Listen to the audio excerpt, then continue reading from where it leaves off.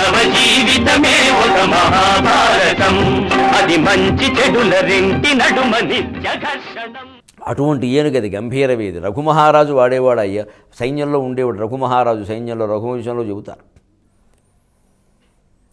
అటువంటి ఏనుగుని చంపేశాడు, వచ్చి చెప్పేశాడు ఇక్కడ అయిపోయింది, ఎగో అబద్ధం ఆడడానికి నేను రంగం సిద్ధం చేశా, అశ్వత్థామ అనే ఏనుగు చచ్చింది చెప్పానండి ఆ విషయం, అశ్వత్థామ కథ అనండి. తర్వాత అంతగా అడిగితే పత్రికల వారు వక్రీకరించారని చెప్పొచ్చు. వక్రీకరించడానికి ఎప్పుడు పత్రికలు ఉంటాయిగా, చక్రీకరించడానికి వీరుంటారు. అందుకని చెప్పాడు ఏం పర్వాలా అన్నాడు. అప్పుడు ఒక్కసారిగా ధర్మరాజు రెండు చెవులు మూసుకున్నాడు. ఏమిటిది ఏమిటిది ఏమిటిది, ఎంత ఘోరం ఎంత ఘోరం, ఎందుకు ఇలాంటి పనులు చేయిస్తున్నారు నా చేత అని ధర్మరాజు శంకిస్తూ ఉంటే, ఇక ద్రోణాచార్యుడు పరిస్థితి చూడండి. శంకిస్తున్నాడు ధర్మరాజు. శ్రీకృష్ణ ఏమిటిది, తప్పదా తప్పదా, అర్జునుడైతే కుదరదు, నేను ఒప్పుకోను, రథం దిగి వెళ్ళిపోతాను నేను అని కృష్ణుడు కూడా చెప్పి నేను వెళ్ళిపోతాను, ధర్మరాజు ఒప్పుకున్నాను, నేను ఒప్పుకోను, ఇలా ఆయన చంపడం నాకు ఇష్టం లేదు, నా గురువు ఆయన, పలకా బలపం పట్టించింది ఆయన, గురువు బ్రహ్మ గురువు విష్ణువు, మొత్తం శ్లోకాలనే చదువుతున్నాడు ఆయన. కృష్ణుడు ఆయన ఉండవయా నువ్వు ఆయన ఒప్పుకున్నా నువ్వు ఒప్పుకున్నాడు లేదు, ఇప్పుడు దేవుడు వరం ఇచ్చిన పూజారి వరం ఇచ్చాడు, వస్తున్నాను నేను భీముడు ఇక్కడ అని ఆయన. ఈ కలవడం ఇక్కడ జరుగుతూ ఉండగా ద్రోణాచార్యుని పరిస్థితి ఏమిటి అంటే, ఆ భీముడు ఆయన ముందుకు వెళ్ళిపోయాడు. వీళ్ళతో నిమిత్తం లేదు ఇంకా, ఈ అబద్ధం ఎవరు చెప్తే ఉంది, నిజమాడడానికి భయపడాలి కానీ వెళ్ళిపోయి అశ్వత్థామహత అన్నాడు. ఒకసారి ఇలా చూశాడు భీముడు, ద్రోణాచార్యుడు, అశ్వత్థామ చనిపోయాడు, చిరంజీవి చావకూడదే అని కానీ చెబుతున్నాడు భీముడు. మరి కడవలపడ్డాడు, కంగారు పడ్డాడు, పూర్తిగా నమ్మలేదు, కానీ నమ్మకుండా ఉండలేకపోయాడు.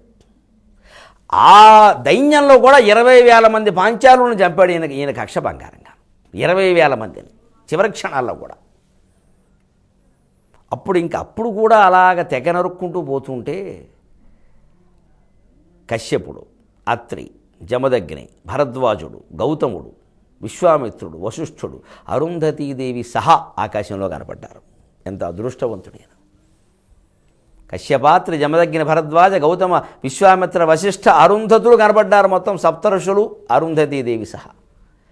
ద్రోణాచార్యుడు ఆశ్చర్యపోయి ఒక్కింత ధనుష్యలా పట్టుకుని ఆ 2 నిమిషాల్లో ఆయన మీద బాణం వేసే సాహసం ఎవరూ చేయలేరు కాబట్టి ఒకసారి చూస్తే సప్తర్షి మండలం వచ్చి చెప్పింది, ద్రోణాచార్య బ్రాహ్మణుడివి, ఇంత కక్ష పనికిరాదు, అరగంటలో 20,000 మందిని లేపేశావు, ఏమిటా హింస, అసలు బ్రాహ్మణత్వం ఏమిటి, ఈ హింస ఏమిటి, ఎందుకు చేరవు యుద్ధంలో, చేరింది ఏదో చేరవు చాలు, ఏదో ధర్మం చేశాను నా ధర్మం చేశాను, ఉప్పు తిన్నందుకు దుర్యోధనుడికి న్యాయం చేసావు చాలు, న్యాయం కాదు బాగా అతి న్యాయం చేసావు, ఇంకా సరిపెట్టు, ఇంకా వద్దు నా మాటలు విను, ఇంకా శాంతించు, ఇంక యుద్ధం మానయ్య అని సూచన చేశారు వాళ్ళు.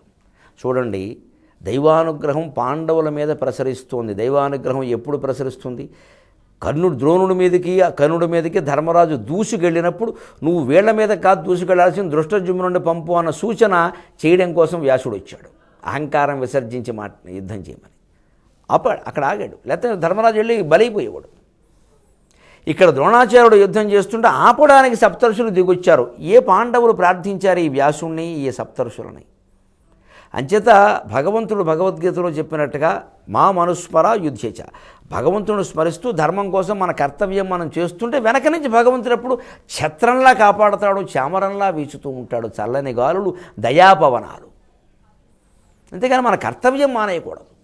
ఆ పూజే కర్తవ్యం అనుకుంటే అలాగా, పూజ చేయడమే కర్తవ్యం, ఇంక వేరే పనులు ఏం లేవా, కనీసం వంట చేయరా?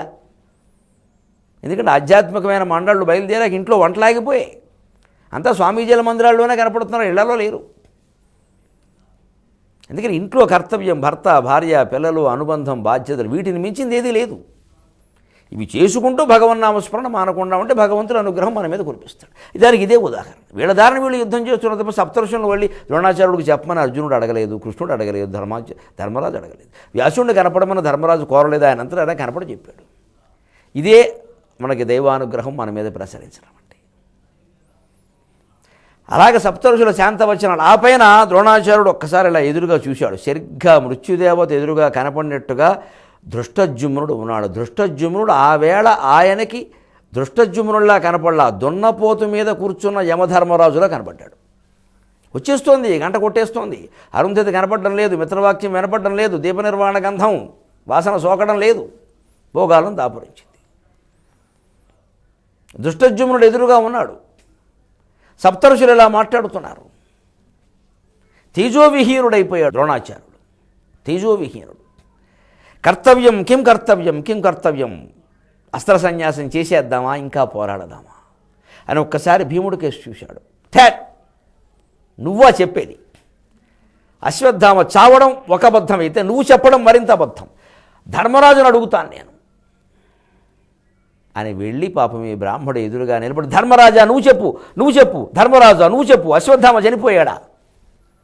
అప్పుడే పనిలో పనిగా కృష్ణుడు వచ్చి చెవులో చదివాడు పద్యం.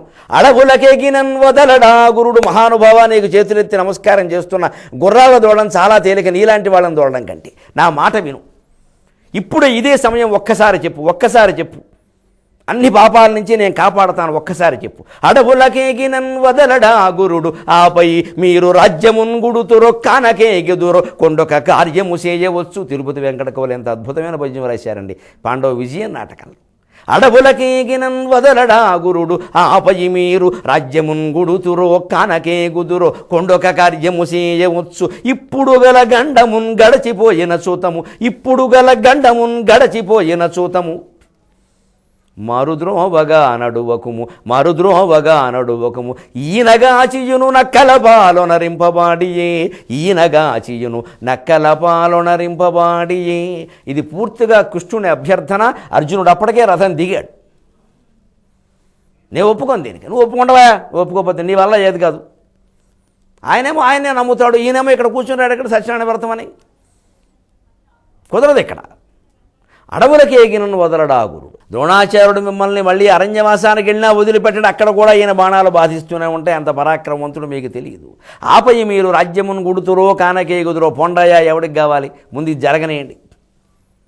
ఈ యుద్ధం అయిపోయిన తర్వాత మీరు రాజ్యం ఉండే అనుభవించడం, లేకపోతే ఎవడికో ఇచ్చేసి మనవడికి ఇస్తారో, మా అనాథాశ్రమానికి దారపోస్తారో, పోసేసి శుభ్రంగా పోయి అడవుల్లో కూర్చోండి. వద్దన ఒప్పుకున్న బాధ్యతను చేయాలా వద్దా? మీరు చేయరు, నన్ను చేయనివ్వరు. ఇప్పుడు గల గండమును గడిచిపోయిన చూతము. సరిగ్గా ఘటోత్కచుడు విజృంభిస్తుంటే దుర్యోధనాది కౌరవులందరూ కర్ణుడితో ఇదే మాట మాట్లాడారు కదండి. మరి అక్కడ ఆ కర్ణుడు ఆ పని చేయడం తప్పు కానప్పుడు ఇది తప్పు ఎలా అవుతుందండి? మరి పరిస్థితి మితిపోయినప్పుడు సందర్భాన్ని బట్టి నిర్ణయాలు తీసుకోవాలి తప్ప గీత గీసుకుని పనిచేస్తారా ఎవరైనా? 200 పేజీ సింగిల్ రూల్ పుస్తకం ఒకటి కొనుక్కుని ఏం చేయాలో రాసుకుని ఆ ప్రకారం కాపరాలు చేస్తారా? సందర్భాన్ని బట్టి కదా రసరమ్య స్థితి, వీరరసమైనా శృంగార రసమైనా ఏదైనా. అంటే సందర్భాన్ని బట్టి నిర్ణయాలు తీసుకోవాలి. అందుకని ఇదేమిటయ్యా పిచ్చి నిర్ణయాలు, ఇలా ఉంటారు. అంటే మీరు ఈ రాజ్యం తర్వాత ఇంక ఎప్పుడు నేను సారథ్యాలు నేను చేయనైనా, డ్రైవింగ్ చేసి చేసి చేతులు వాచిపోయినాయి, నా వల్ల కాదు ఇది. మీరు ఆ తర్వాత రాజ్యాన్ని అనుభవిస్తారో మాంతారో అడవులకు ఎడతారో ఏదో ఒకటి చేసుకోండి. ఇప్పుడు మాత్రం ఈ గండం గడిచిపోతే చాలు. ఆ మారు త్రోవగా నడవకము, వేరే మార్గంలో వెళ్ళొద్దు చెబుతున్నాను ముందే. మళ్ళీ అనవసరంగా మొండి పట్టు పట్టద్దు. ఈయనగాచి ఈయన నక్కల పాలరింపబడి. ఈ తిరుపతి వెంకట కవుల వాక్యాలు అలా ఉంటాయి. వాళ్ళు అడవులగా చిన్నను వదలడా గురుడు అంటే అది మా నాన్నగారి నోట చిన్నతనంలోనే విన్నాం మేము. ఎప్పుడు ఎక్కడదో తెలియదు. ఎంత యుద్ధం జరిగింది 15 రోజులు, ఇప్పుడు తీసుకెళ్ళి ద్రోణాచార్యుడు పాలు చేసేస్తావా దీన్ని అని కృష్ణుడు సైతం అబద్ధం ఆడడానికి పురికొల్పేలా చేశాడు. ఇంత పరిస్థితి ఎందుకు వచ్చిందో, ఇది ఏ రకంగా ధర్మం అవుతుందో 23:30 గంటల్లో మనం చర్చిద్దాం. అంతవరకు తెలుగులో మాట్లాడదాం. మీ అభిప్రాయాలను సూచనలను మాకు తెలియజేయాల్సిన చిరునామా భక్తి TV, care of Rachana television private limited, road number 92, Jubilee hills, Hyderabad 5,96,000. మా ఇమెయిల్ ఐడి bhakti@gmail.com. మా వెబ్సైట్ www.bhaktitv.org. Phone number 9010222333.